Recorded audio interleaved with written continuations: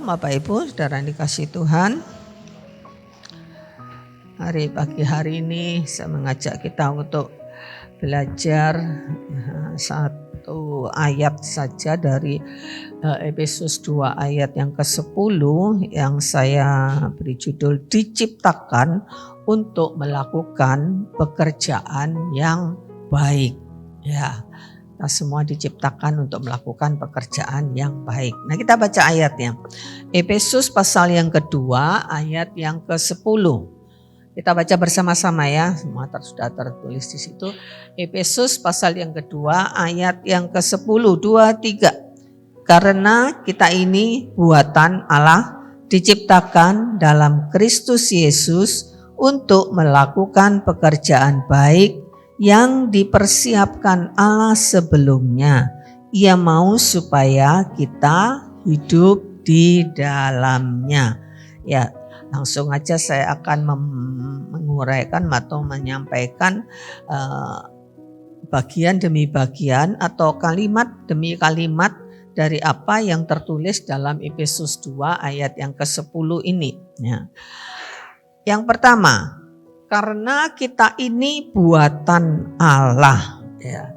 Kita ini buatan Allah. Dalam terjemahan bahasa Inggris itu dikatakan His workmanship, hasil karya Allah, ya. Hasil karya Allah. Dan ini menyiratkan bahwa kita ini hasil karya sekaligus miliknya. Ya.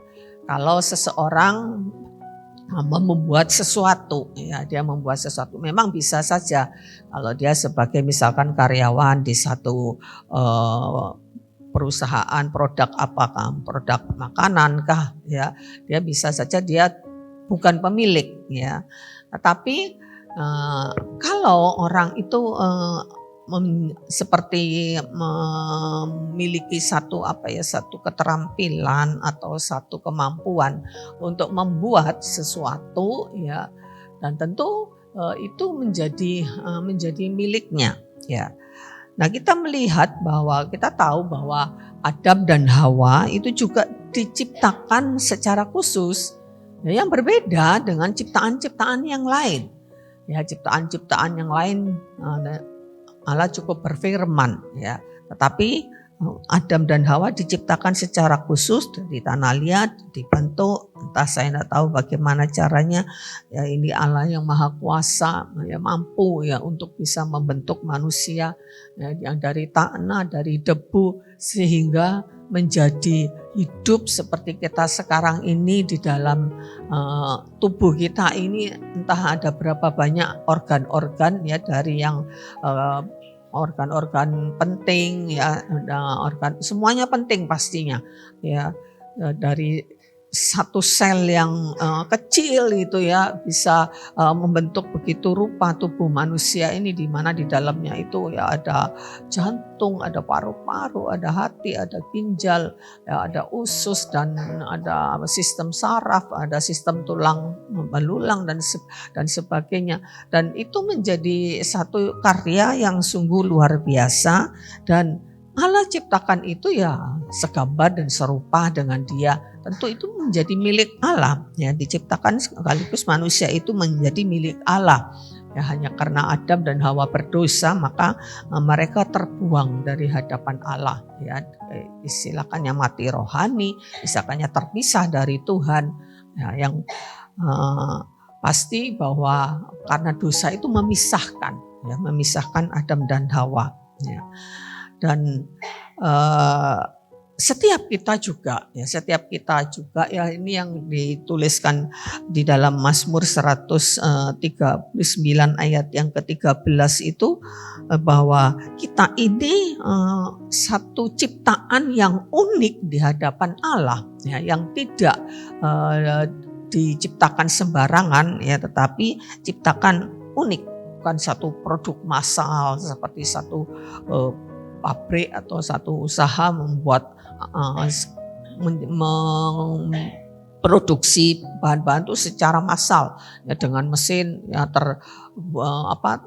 terbentuk semuanya. Misalkan orang buat kue aja ya, kue kalengan itu. Tentu ya tidak dibuat satu demi satu ya, pasti itu produk massal ya. Namun di dalam kehidupan kita sebagai manusia ini Allah membentuk kita itu secara unik. Mazmur 139 ayat yang ke-13, sebab Engkaulah yang membentuk buah pinggangku, menenun aku dalam kandungan ibuku. Aku bersyukur kepadamu oleh karena kejadianku dahsyat dan ajaib. Ajaib apa yang kau buat dan jiwaku benar-benar menyadarinya. Ya, dari sini pemazmur ini mengungkapkan betapa ajaib dan dahsyatnya kejadiannya. Betapa ajaib dan dahsyatnya dirinya itu yang dikatakan dibentuk ya dari dalam kandungan ibuku, ditenun, dibentuk ya sehingga menjadi satu karya yang ajaib ya, hasil karya yang istimewa. Nah, status menjadi milik Allah atau hasil karya dari Allah itu seharusnya mempengaruhi cara kita menghargai diri sendiri dan cara kita berperilaku, karena kita ini satu ciptaan yang khusus, yaitu produk Allah yang secara khusus diciptakan masing-masing dan masing-masing unik di hadapan Allah ya. Bahkan mungkin tidak ada satu manusia pun atau dua orang ya yang sama persis segala-galanya. Saudara kembar identik pun ya enggak persis sama, semuanya sama ya. Wajah boleh sama ya. Ricky sama Rexi ini kembar identik ya. Nah, saya kalau ketemu Rexi mirip, sangat mirip ya dengan Ricky.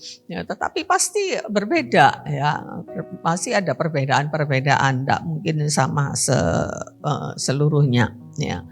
Jadi kita ini diciptakan tadi awal dari kalimat dari Efesus 2 ayat yang 10, karena kita ini buatan Allah ya. Kita harus menyadari ini, kita ini buatan Allah.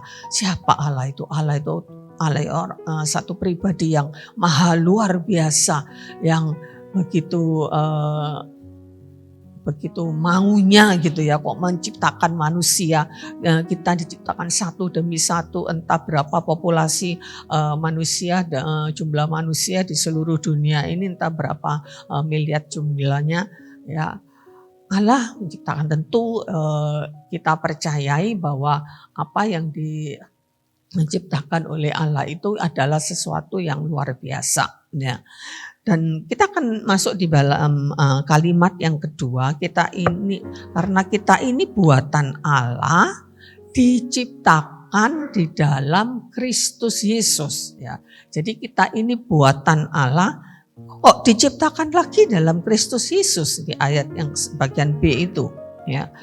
Ya, tadi saya katakan karena dosa Adam dan Hawa terbuang dari hadapan Allah, terpisah dari Allah ya.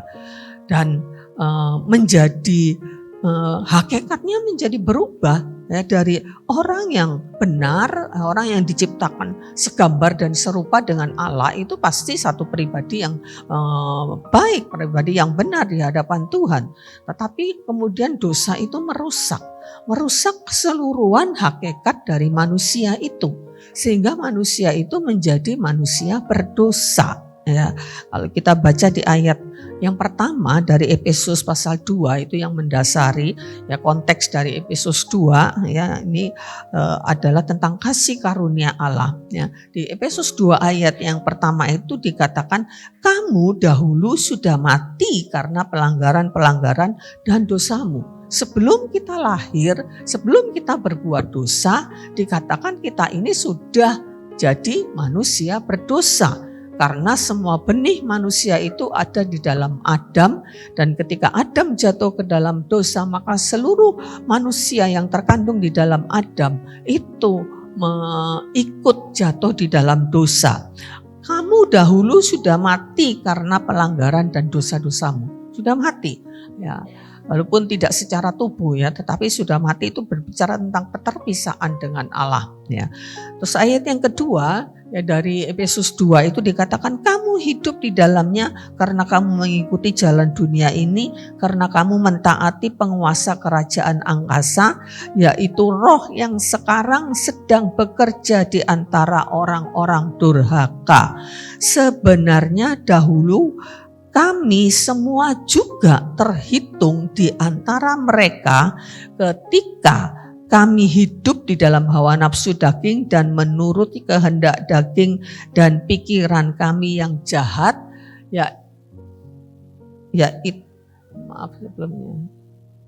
yaitu roh yang sekarang sedang bekerja di antara orang-orang durhaka. Ya. Sebenarnya dikatakan kita ini dahulu semuanya sudah terhitung sebagai orang-orang berdosa. Yang kemudian dikatakan pada dasarnya kami ini adalah orang-orang yang harus dimurkai karena kami dahulu juga terhitung di antara mereka. Ya, pada dasarnya kami adalah orang-orang yang harus dimurkai sama seperti mereka yang lain. Tetapi Allah yang kaya dengan rahmat oleh karena kasih-Nya yang besar yang dilimpahkannya kepada kita telah menghidupkan kita bersama-sama dengan Kristus sekalipun kita telah mati oleh kesalahan-kesalahan kita. Oleh kasih karunia kamu diselamatkan dan di dalam Kristus Yesus Ia telah membangkitkan kita juga dan memberikan tempat bersama-sama dengan Dia di surga. Jadi bagaimana di dalam ayat 1 ini begitu jelas menyatakan bahwa kita semua ini, kamu semua ini berbicara tentang semua orang ya, adalah orang-orang yang mati karena pelanggaran-pelanggaran. Ya, kamu semua terhitung di antara orang-orang berdosa. Ya, tetapi di dalam ayat yang keempat, Allah yang kaya dengan rahmat dan kasih-Nya yang besar yang dilimpahkan kepada kita itu, Dia menghidupkan kita kembali di dalam Kristus. Karena itu di kalimat yang kedua dari Efesus 2 ayat 10 tadi, kita diciptakan dalam Kristus Yesus. Kita diciptakan kembali dalam Kristus Yesus. Ya, semua manusia keturunan Adam ini mati di dalam dosa. Ya.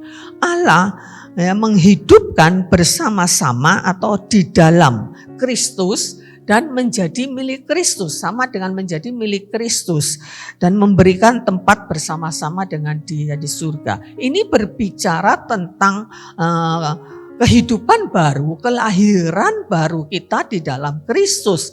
Ketika orang itu percaya kepada Yesus, menerima Yesus Kristus sebagai Tuhan dan Juru Selamatnya, maka dia dilahirkan kembali menjadi ciptaan yang baru, ya, diciptakan lagi dalam Kristus Yesus, ya, dan diciptakan kembali di dalam Kristus. Ya, ada ya dalam terjemahan versi mudah dibaca dan di dalam firman Allah yang hidup itu dikatakan di dalam Kristus Ia membuat kita menjadi manusia atau menjadi hidup yang baru.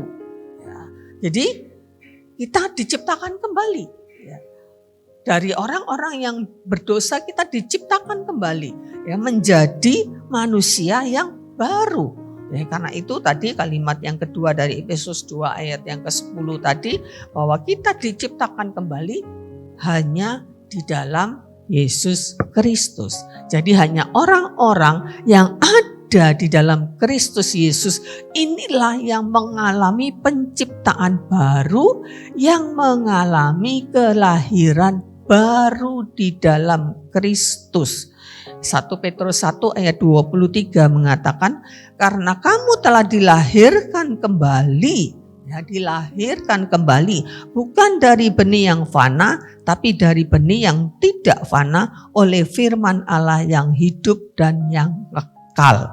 Ya, jadi kita ini dilahirkan kembali. Ya, bukan lagi dari benih yang fana, benihnya Adam tadi, tetapi dari benih yang tidak fana, ya, oleh firman Allah. Ya, 2 2 Korintus 5 ayat 17, saya yakin kita semua tahu ayat ini ya, bahwa barang siapa ada di dalam Kristus, ia menjadi ciptaan yang baru ya di dalam Kristus. Yang lama sudah berlalu, yang baru sudah terbit.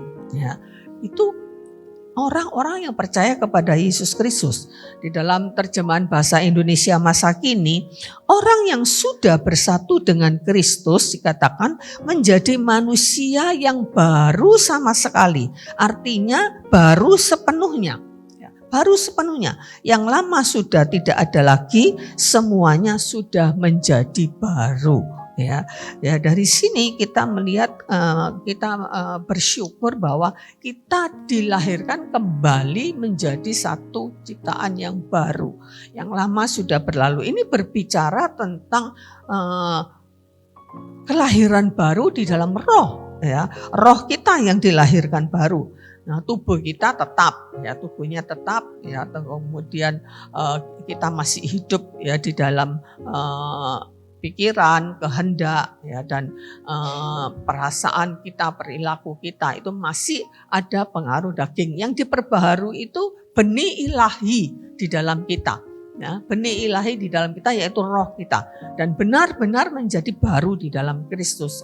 Ya, dan kita menjadi, katakan di 2 Korintus 5 ayat 17 itu, bahwa kita ini adalah ciptaan yang baru, yang lama sudah berlalu. Jadi sesungguhnya tidak ada lagi ya hakikat kita yang lama, dan ini menjadi satu perubahan hakikat ya di dalam Kristus Yesus. Dan ini satu anugerah yang luar biasa ya, yang tidak diterima oleh semua orang. Hanya orang-orang yang mau ada di dalam Kristus, yang percaya kepada Kristus.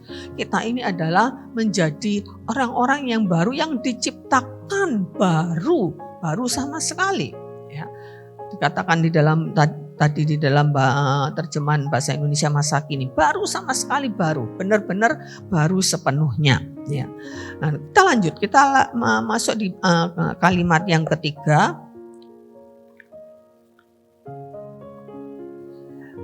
Bahwa kita adalah diciptakan dalam Kristus Yesus, ayat 10b, bahwa kita ini ciptaan Allah, diciptakan dalam Kristus Yesus. Yang kedua tadi, nah yang ketiga dikatakan untuk melakukan pekerjaan yang baik. Untuk melakukan pekerjaan yang baik. Nah, pekerjaan yang baik itu ya dalam bahasa Yunaninya itu disebut ergon agathos. Saya ini enggak kuliah teologi, enggak belajar bahasa Ibrani, enggak belajar bahasa Yunani, tapi saya berusaha ya ketika mempelajari satu ayat, karena sekarang sangat dimudahkan ya dengan kemajuan teknologi ya, ada aplikasi yang namanya interlinear ya, Hebrew interlinear. Saya berusaha cari di situ ya. Hal-hal yang mungkin ragu gitu ya, saya ragu apa itu, bisa belajar di situ, itulah kemajuan. Nah, dan saya temukan bahwa pekerjaan yang baik itu dalam bahasa Yunaninya yang disebut ergon agathos, itu artinya pekerjaan atau tugas atau kegiatan atau perbuatan atau tindakan yang baik, dan yang penting itu ada kata dari dalam, secara harkat dan hakikat ya. Jadi melakukan pekerjaan baik itu bukan sekedar perbuatan baik secara moral ya, suka memberi, kelihatan santun ya, lemah lembut ya, sopan ya, bukan sekedar perbuatan baik secara moral yang kelihatan ya, tetapi perbuatan yang bersumber, tadi dikatakan ya dari bahasa Yunani itu, yang baik dari dalam, secara harkat dan secara hakikat ya. Jadi perbuatan baik yang bersumber dari dalam ya, ini perbedaan nilai-nilai kebaikan secara dunia ya, yang hanya berdasarkan kebaikan secara moral ya, tetapi kebaikan di dalam Kristus Yesus itu melakukan perbuatan yang baik atau pekerjaan yang baik itu perbuatan yang lahir dari hati yang sudah dibaharui tadi. roh yang sudah diciptakan baru di dalam Kristus Yesus itulah yang kemudian bermanifestasi mengeluarkan perbuatan-perbuatan yang baik. Ya, di dalam Alkitab terjemahan sederhana Indonesia, ya, dikatakan bersatu dengan Kristus. Ya, dikatakan itu keselamatan kita adalah hasil karya Allah. Ini kalau dibaca secara keseluruhan ayat 10 dari Efesus 2 dari terjemahan sederhana Indonesia itu, keselamatan kita adalah hasil karya Allah sendiri. Kristus, kita yang bersatu dengan Kristus secara rohani diciptakan kembali menjadi manusia baru. Dengan begitu kita dimampukan untuk melakukan hal-hal baik yang sudah Allah rencanakan sejak semula untuk kita lakukan. Jadi kalau diringkas dari terjemahan sederhana Indonesia ini dikatakan bahwa orang atau kita yang bersatu dengan Kristus itu diciptakan kembali menjadi manusia yang baru, ya, dan dimampukan untuk melakukan hal-hal yang baik. Hakikat kita berubah dari orang berdosa, ya, menjadi orang yang baik. Ya, kita berubah. Ya. Ya, kita dirubahkan menjadi orang yang baik. Ya. Dan ini satu hal yang benar-benar Allah yang bisa melakukannya. Ya, nggak bisa manusia yang tidak bersatu, tidak bersama dengan Kristus, artinya tidak menerima Kristus secara pribadi di dalam hidupnya, ya, mustahil mengalami perubahan hakikat ini. Tetap manusia berdosa. Ya, nah itulah yang kita alami. Ya, jadi setelah kita percaya kepada Tuhan Yesus, ya tadi diciptakan kembali menjadi manusia baru, artinya kita sudah menerima anugerah keselamatan, maka kita dimampukan untuk melakukan hal-hal yang baik. Ya, jadi dan perbuatan baik kita ini mengikuti keselamatan di dalam Kristus. Ayat sebelumnya, ayat 8 dan 9, oleh kasih karunia kita diselamatkan, ya, oleh Allah. Ya. Bukan hasil usaha kita, bukan hasil pekerjaan kita, tetapi semata-mata karena kasih karunia kita diselamatkan. Ya. Dan setelah kita tadi diciptakan baru di dalam Kristus itu, setelah kita mengalami anugerah keselamatan di dalam Kristus itulah kita dimampukan untuk melakukan perbuatan baik karena kita sudah diselamatkan. Jadi kita konsepnya, ya, yang konsep keselamatan kita itu adalah kita diselamatkan dulu karena kasih karunia Allah, ya, bukan karena perbuatan baik. Sejak kita masih berdosa, Tuhan sudah menyelamatkan kita di Roma. Ya, Tuhan mati di kayu salib ketika kita masih berdosa, dan siapa yang percaya kepada korban Kristus itu kemudian dijadikan manusia baru, dan itulah yang orang-orang itulah yang mampu untuk melakukan perbuatan baik. Ya, tidak ada orang yang diselamatkan karena berbuat baik. Perbuatan baik kita sebesar apapun, ya, tidak akan sanggup untuk merubah hakikat kita dari manusia berdosa menjadi manusia baru yang dikatakan tadi baru semuanya. Ya, di dalam terjemahan sederhana Indonesia tadi dikatakan baru sama sekali, ya, benar-benar baru. Yang lama sudah berlalu, kata 2 Korintus 5 ayat 17. Yang lama sudah berlalu, kita ini benar-benar baru. Ya.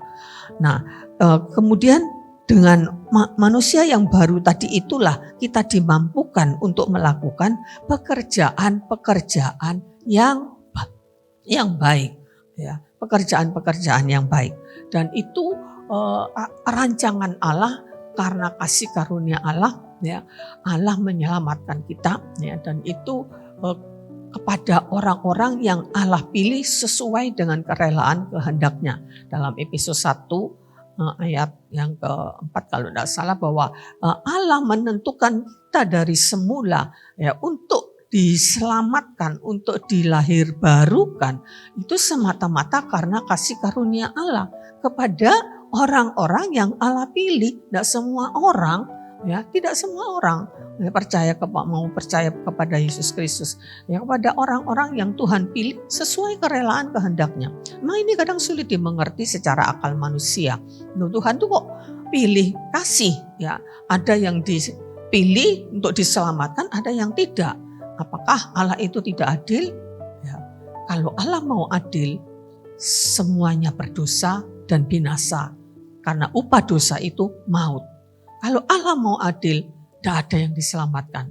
Kenapa ada yang diselamatkan? Karena kasih karunia. Sesuai dengan hikmatnya sendiri, sesuai dengan kerelaan kehendaknya. Kenapa kok saya terpilih? Ya, kenapa kok saya terpilih? Nah, itu anugerah, itu kasih karunia Tuhan. Ya, kadang sulit akal kita menerima ini atau mencerna ini. Nah, kita mungkin berpikir itu tadi, loh kenapa? Kok ada yang diselamatkan, ada yang tidak diselamatkan? Ya itu kasih karunia Allah. Ya, Allah memilih ya sebagian dari sekian banyak orang ya untuk diselamatkan semata-mata karena kasih karunia Tuhan. Bukan karena kita berbuat baik, karena tidak ada seorang pun yang berbuat baik. Roma 3 ayat 17 mengatakan tidak seorang pun yang berbuat baik. Ya. Lalu kenapa kita dipilih? Itulah kasih karunia Tuhan. Ya. Ada banyak kita tidak bisa menyelami pikiran, keputusan-keputusan Tuhan dalam Roma 11 ya, ayat 33. Tidak seorang kita tidak bisa memahami ya, keputusan-keputusan Tuhan, rencana-rencananya, jalan-jalannya tidak terselami, tidak terselidiki ya. Dan tapi kita percaya ya bahwa ini adalah kebenaran. Apa yang dikatakan oleh firman Allah bahwa kamu diselamatkan ya, karena kasih karunia. Itu bukan hasil usahamu, tetapi pemberian Allah. Ya, bukan hasil usaha kita, bukan hasil pekerjaan kita. Ya, sehingga kita bisa diselamatkan. Untuk apa kita diselamatkan? Untuk melakukan pekerjaan yang baik. Ya, bukan terbalik. Kita melakukan pekerjaan yang baik, berlaku baik, beramal baik, ya supaya kita diselamatkan. Tidak akan bisa. Nah, tapi kita diselamatkan untuk melakukan pekerjaan yang baik, jelas tadi dikatakan.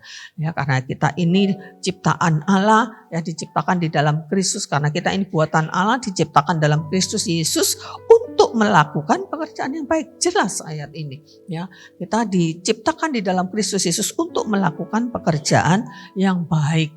Ya, untuk melakukan pekerjaan-pekerjaan yang baik. Ya. Lanjut kalimat selanjutnya ya. Untuk melakukan pekerjaan baik yang dipersiapkan Allah sebelumnya. Allah sudah mempersiapkan sebelumnya pekerjaan yang baik itu ya.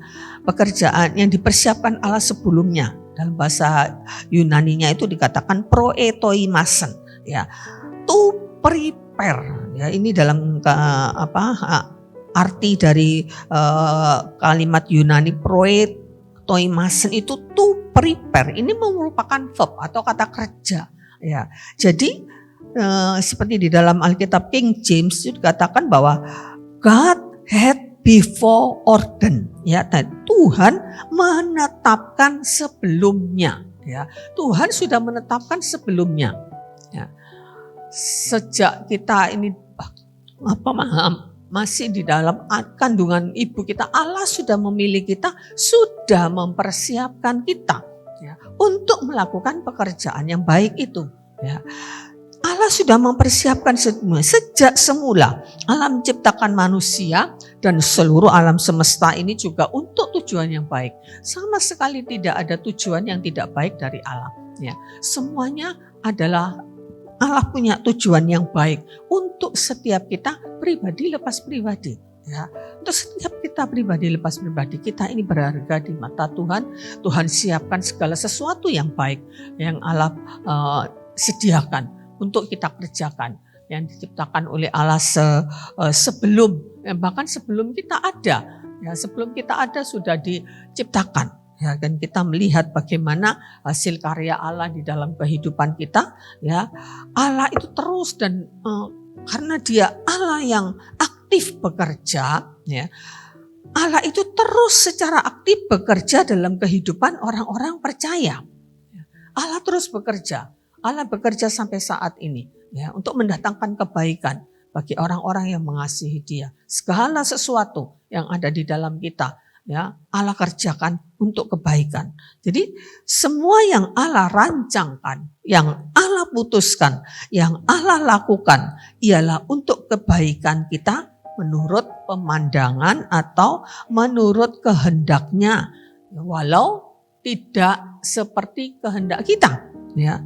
Kehendaknya Allah sesuai dengan kehendaknya Allah, baik menurut kehendak Allah, ya. Dan kita harus mempercayai, ya, bahwa karya Allah di dalam kita itu keputusan Allah, jalan-jalan Allah yang harus kita tempuh, ya. Sekalipun itu harus melewati jalan yang susah mungkin, ya, bahkan Mazmur 23 mengatakan harus melewati lembah bayang-bayang maut sekalipun, ya, kita harus imani bahwa itu adalah jalan terbaik, ya. Kuncinya itu kita itu melekat dengan Allah, kita itu melekat dengan Kristus, maka segala jalan-jalan kita, keputusan-keputusan kita itu adalah keputusan-keputusan Tuhan yang kita pahami. Kalau kita dekat dengan Kristus, kalau kita melekat dengan Kristus, kalau kita selalu terhubung dengan Kristus, maka kita akan bisa paham bahwa ini yang harus saya jalani, ya. Kalaupun itu tidak seperti yang kita kehendaki, kita mempercayai bahwa ini yang terbaik, ya. Karena kita ada di dalam Kristus, kita bisa tahu isi hati Tuhan, kita bisa memahami apa yang Tuhan mau di dalam kehidupan kita, dan itu akan membuat kita menjalani kehidupan ini sungguh-sungguh, ya, sesuai dengan rancangan Tuhan, dan kita bisa menjalaninya dengan kekuatan iman, ya, dengan keyakinan penuh bahwa itu adalah jalan yang Tuhan rancang untuk kita, bahwa itu adalah hal yang terbaik untuk kita. Ya, seperti di dalam Yeremia 9 ayat yang ke-11, sebab aku ini mengetahui rancangan-rancangan apa yang ada padaku, ya, pada Allah mengenai kamu, yaitu rancangan damai sejahtera dan bukan rancangan kecelakaan, untuk memberikan kepadamu hari depan yang penuh harapan. Ya, ini pernyataan yang ditulis di dalam Yeremia 9 ayat 11. Aku tahu, ya, rancangan-rancangan apa yang ada padaku mengenai kamu, ya, yaitu rancangan damai sejahtera dan bukan rancangan kecelakaan, untuk memberikan kepada kita hari depan yang penuh harapan. Sekalipun itu tidak sesuai dengan apa yang kita mau, ya, sekalipun itu harus melewati jalan-jalan yang menurut kita ini jalannya tidak baik, ya, tetapi kita harus mempercayai bahwa endingnya atau goalnya itu adalah yang terbaik untuk kita, ya. Berbeda mungkin, bertolak belakang bahkan, ya, dengan yang kita inginkan atau dengan yang kita harapkan, ya. Tapi kalau kita, sekali lagi, kalau kita melekat dengan Kristus, kita akan tahu bahwa ini yang terbaik, ini yang harus saya pilih, ini yang harus saya jalani. Ya, kita bisa menundukkan kehendak kita bisa menundukkan kemauan kita di bawah kehendak Kristus. Ya, jadi itu yang Tuhan lakukan di dalam kehidupan kita, dan Dia akan terus-menerus secara aktif bekerja di dalam kehidupan kita. Ya, ketika kita melenceng, ya Tuhan akan luruskan. Ya, ketika kita salah, ya Tuhan akan memperingatkan. Ya, bahkan di dalam Ibrani dikatakan kalau orang tua Tuhan itu menghajar, ya, menyesah orang yang diakuinya sebagai anak, ya. Jadi dia melakukan hal yang menurut kita tidak baik, mungkin dia menghajar kita, menyesah kita, ya, karena kita adalah anak, ya. Dan kalau kita melakukan hal yang tidak baik, Allah punya kedaulatan untuk membuat menjadi baik, ya. Jadi mari kita memahami rancangan Allah di dalam kehidupan kita ini, ya. Dan di kalimat yang berikutnya, ya, dari Efesus 2 ayat yang 10, ini kalimat yang terakhir, Ia mau supaya kita hidup di dalamnya. Ia mau supaya kita hidup di dalamnya. Di dalam King James dikatakan we should walk in them. Kita harus hidup di dalamnya. Di dalam apa? Di dalam pekerjaan baik yang disediakan Allah tadi. Di dalam hal-hal yang baik yang Allah rancangkan secara khusus untuk kita pribadi lepas pribadi yang mungkin berbeda. Ya. Allah mau kita hidup di dalamnya, ya, karena memang hakikat kita ini adalah orang baik. Ya. Jadi kita harus melakukan hal yang baik. Ya.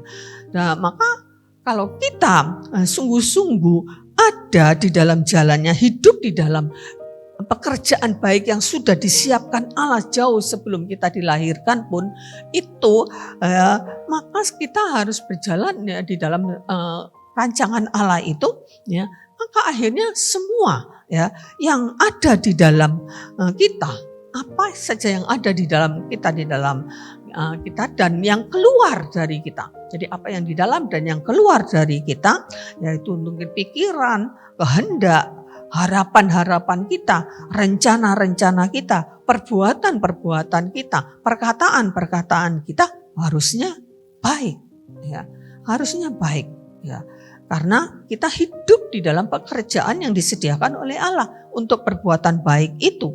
Jadi semua yang keluar dari kita harusnya segala sesuatunya baik, ya, karena kita orang yang diberikan satu hakikat yang baru, yang lama sudah berlalu, maka yang baru itu hanya yang baik-baik saja. Nggak ada yang jelek sesungguhnya, nggak ada yang jelek. Ya, semua yang ada di dalam kita, ya, pikiran-pikiran kita, semua harapan-harapan, rancangan-rancangan kita, tidak ada rancangan-rancangan yang tidak baik. Semua rancangan-rancangan yang baik. Ya, nah kemudian apakah itu sesuatu yang sulit? Ya, kita berpikir apa mungkin? Ya, kalau bagi orang yang di luar Kristus itu sulit, ya, bahkan mustahil. Ya, walaupun kita melihat ada banyak orang-orang di luar sana, di luar Kristus itu mereka yang baik, ya, yang punya perilaku baik, yang punya perbuatan-perbuatan moral yang baik, ya. Nah, sulit, ya, bahkan mustahil, ya, bagi orang-orang yang di luar Kristus, ya, yang belum menjadi ciptaan baru, belum menerima anugerah keselamatan, sulit, mustahil bahkan. Katakan Roma 3:17, semua sudah berdosa, ya, dan semua sudah melakukan kecenderungan hatinya adalah selalu pada hal-hal yang berdosa, ya. Nah, ini menjadi hal yang sulit juga, ya, untuk melakukan pekerjaan baik dan hidup di dalam pekerjaan yang baik itu akan menjadi sulit juga jika sudah percaya Tuhan, sudah lahir baru, tetapi tidak mau taat firman Allah dan pimpinan Roh Kudus. Ya, kalau kita tadi tidak melekat dengan Kristus, ya, tidak taat kepada pimpinan Allah lewat firman Tuhan, tidak taat kepada pimpinan Roh Kudus, maka sulit juga bagi kita untuk hidup di dalam pekerjaan-pekerjaan yang baik. Kata Ia mau supaya kita hidup di dalamnya, ini artinya kita hidup di dalam pekerjaan yang baik, artinya seluruhnya. Ya, jadi bukan sekali-sekali. Kehidupan kita ini adalah kehidupan yang berjalan melakukan segala sesuatu yang baik yang sudah dipersiapkan Allah. Tapi akan menjadi sulit, ya, ketika kita tidak melekat dengan Kristus, kita tidak mau hidup di bawah pimpinan Roh Kudus, kita tak pernah baca firman Tuhan, kita tidak mau taat kepada firman Tuhan, juga akan menjadi sulit juga, ya, bagi kita. Ya. Tetapi akan menjadi mudah, ya, akan menjadi mudah setelah kita menjadi ciptaan baru, kemudian kita hidup di dalam pimpinan Roh Kudus dan firman Allah. Akan mudah, ya, enggak mungkin sulit. Ya, sering orang mengatakan, aduh, enggak bisa saya mengampuni, itu sulit. Ya, mudah kalau kita hidup, ya, di dalam pimpinan Roh Kudus dan firman Allah.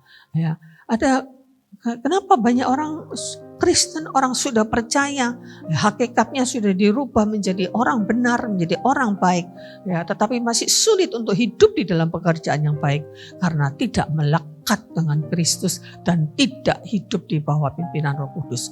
Karena itu Galatia 5 ayat 16 mengatakan, ya, hiduplah kamu di dalam pimpinan Roh Kudus, maka kamu tidak akan menuruti keinginan-keinginan daging.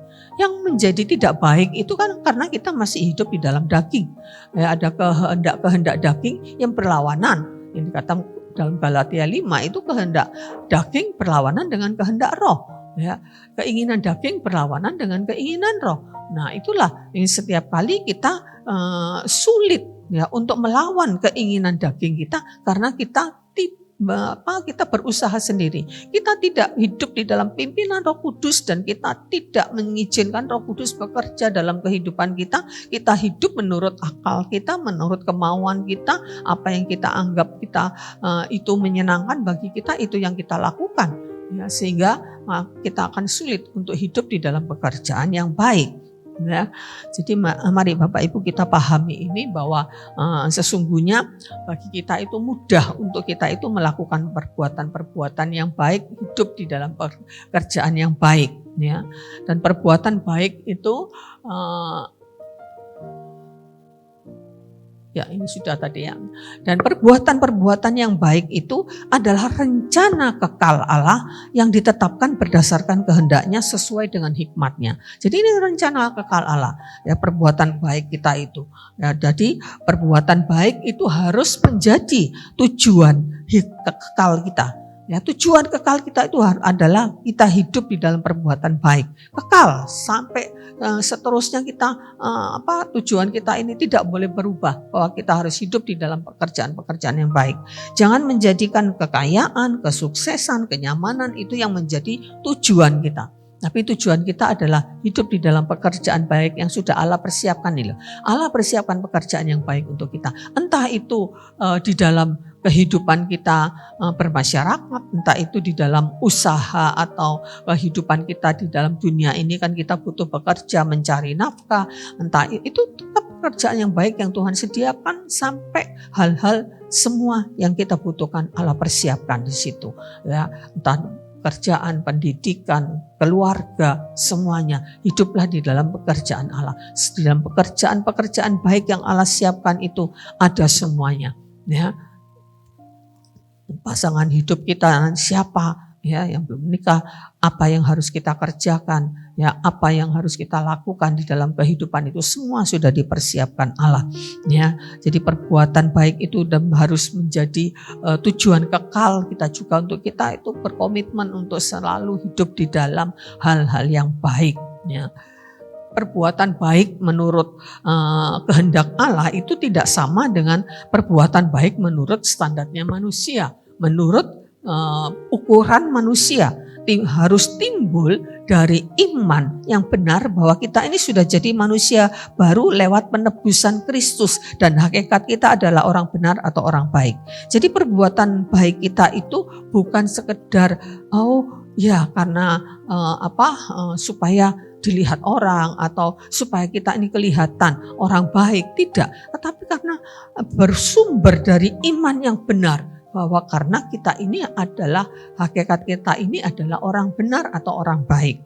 Ya, itu yang membedakan bahwa perbuatan baik antara kita dengan orang-orang yang di luar Kristus. Dan perbuatan baik yang seturut dengan kehendak Allah itu kemudian adalah sesuai dengan firman Allah. Bukan sekedar sesuai dengan kebiasaan umum, kebiasaan di masyarakat, tradisi, ya, atau ajaran-ajaran manusia. Ya, semua ajaran moral manusia itu baik. Ya, ada yang mengatakan semua agama itu sama, ada yang mengajarkan yang baik. Oke, untuk mengajarkan semua yang baik, tetapi kekristenan berbeda. Nah, kebaikannya bukan sekedar melakukan ajaran-ajaran manusia. Anak-anak dididik dari kecil harus sopan kepada orang tua. Ya, kalau dikasih sesuatu harus bilang terima kasih. Ya, bukan sekedar itu. Ya, tetapi lahir dari iman bahwa kita ini adalah pribadi-pribadi yang sudah dirubahkan. Ya, hakikat kita menjadi orang yang baik. Ya. Nah, yang dilakukan untuk kemuliaan Tuhan. Jadi kebaikan hidup dalam pekerjaan baik itu semuanya untuk kemuliaan Tuhan, bukan untuk kemuliaan diri kita sendiri. Kita berbuat baik bukan supaya dinilai orang kita baik, bukan supaya kita ini mendapatkan apresiasi dari manusia karena kita melakukan perbuatan baik. Tidak, semuanya harus kembali kepada kemuliaan Allah. Nah, itu dasar dari perbuatan baik yang Allah kehendaki, ya, bukan perbuatan baik yang menurut kita, tetapi menurut kehendak Allah, didasarkan pada iman, ya, yang sungguh-sungguh percayai bahwa kita adalah orang baik, kemudian perbuatan baiknya itu harus sesuai dengan firman Allah, ya. Firman Allah itu mengatakan bahwa kalau tidak sekedar kita itu berbuat baik, ya, mengampuni bahkan musuh pun, ya, kepada musuh pun kita harus berbuat baik, ya, doakan musuh kita. Nah, itu mungkin ajaran dunia tidak sampai segitunya, ya, tidak sampai segitunya. Kalau mereka kita mengampuni, oke, mengampuni, ya, tetapi ya kalau kita mungkin terus menerus diperlakukan tidak baik, ya, sulit, ya, kalau kita orang-orang di luar Kristus untuk bisa tidak membalas, ya, itu sesuatu hal yang mustahil. Tetapi kita, ya, melakukan itu semuanya dengan mudah karena kita melekat dengan Kristus.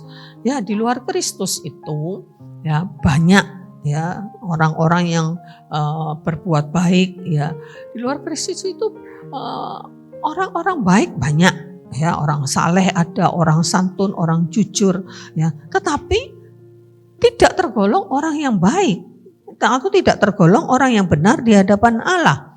Ya, mereka tidak berbeda dengan kita, ya, karena kita sudah bukan dari dunia ini lagi, ya. Perbuatan baik orang di luar Kristus mungkin sekedar perbuatan mengikuti ajaran moral, mengikuti tradisi, ya, harus begini sekedar ajaran moral. Tetapi perbuatan baik kita berbeda, kita benar-benar dinilai Tuhan orang baik. Sedangkan di luar Kristus orang-orang yang nampaknya baik, ya, orang-orang yang atau bukan nampaknya, memang banyak orang yang baik, banyak orang yang saleh, banyak orang yang jujur, ya, tetapi tidak tergolong orang benar di hadapan Allah karena dia hakikatnya sebagai keturunan Adam yang berdosa belum diubah, ya. Mungkin perbuatan baiknya malah lebih daripada orang-orang percaya, lebih jujur, ya, dalam yang bekerja, lebih jujur, ya, lebih baik, ya, lebih sopan, gitu,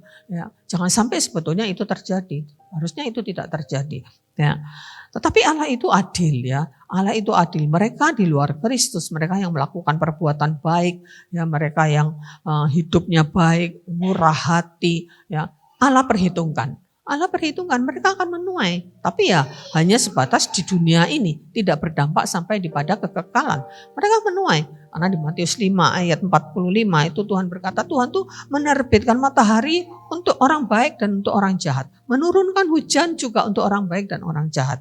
Orang-orang di luar Tuhan yang melakukan perbuatan baik, ya, bahkan lebih dari perbuatan orang-orang Kristen mungkin, ya, mereka akan menuai selama di dunia ini. Ya, apa yang mereka tabur mereka bisa menuai pekerjaan yang baik, ya. Tapi perbuatan baik, ya, kita yang perbuatan atau pekerjaan baik yang kita lakukan, ya, yang kita hidupi itu akan berdampak sampai kepada kekekalan, bahkan ada upahnya. Bahkan ada upahnya, ya. Padahal seharusnya kita tidak perlu diupah untuk perbuatan baik, karena itu sudah menjadi natur kita, dan itu kalau kita berbuat baik itu adalah karena kita adalah orang-orang baik, ya. Tetapi Tuhan itu menyediakan upah. Ayat terakhir Matius 10 ayat 42. Matius 10 ayat 42 dikatakan, dan barang siapa memberi air sejuk secangkir saja pun kepada salah seorang yang kecil ini karena ia muridku, aku berkata kepadamu sesungguhnya ia tidak akan kehilangan upah daripadanya. Jadi orang memberikan secangkir air ini perbuatan baik, ya. Memberi secangkir air saja, ya kepada salah seorang dari hambaku, ya bukan berarti khusus kalau memberi air kepada hamba-hamba Tuhan, pendeta, tentu tidak. Kepada siapapun saya yakin kita semua hamba-hambanya Tuhan, ya. Kalau seorang tuh memberikan secangkir air sejuk saja, ya tidak akan kehilangan upahnya, ya. Jadi tentu itu tidak boleh menjadi tujuan, dan itu bukan, sekali lagi bukan tujuan kita. Tujuan kita ya berbuat baik, hidup dalam pekerjaan yang baik, titik. Soal upah itu kedaulatannya Tuhan, ya. Tidak bisa kita jadikan standar atau tujuan kita, tidak. Tetapi Allah itu menyediakan upah, ya. Allah menyediakan upah bagi setiap perbuatan baik kita. Itulah, ya, kasih karunia Tuhan itu luar biasa di dalam kehidupan kita. Karena itu mari kita tuh jadi orang baik, ya, terhadap sesama, kata-kata kita, perbuatan kita. Jadilah orang yang baik, murah hati, lemah lembut, ya, sopan, ya, menghargai anak, menghargai orang tua, menghormati orang tua, tidak peduli orang tuanya tidak baik sekalipun. Anak tetap harus menghormati orang tua, karena disitulah berkatnya, ya. Tidak ada tidak ada hal lain yang lebih baik, ya, daripada apa yang sudah Tuhan gariskan di dalam kehidupan kita, ya. Kalau kita melakukan semuanya itu sesuai dengan kebenaran firman Tuhan, maka kita akan menuai, ya. Jangan jemu-jemu berbuat baik, Galatia 6 ayat 10. Jangan jemu-jemu berbuat baik, ya, engkau akan menuai, ya. Kalau engkau pada masa ini ataupun pada masa yang akan datang, ya, berbuatlah terus, berbuat baik, ya. Jangan jadi orang Kristen yang tidak ramah, ya, mudah tersinggung, ya, mudah marah, tidak murah hati, pelit, ya. Maka kita tidak hidup di dalam apa yang sudah Allah sediakan. Jadi mari kita hidup sebagai orang-orang yang sudah diperbaharui oleh Tuhan dan hidup di dalam pekerjaan yang baik. Ingat, dalam pekerjaan yang baik kita hidup di dalamnya, ya, bukan sekedar mampir. Sekali-sekali berbuat baik, tidak, tapi area habitat hidup kita ini adalah pekerjaan baik yang sudah Allah sediakan sebelumnya. Amin.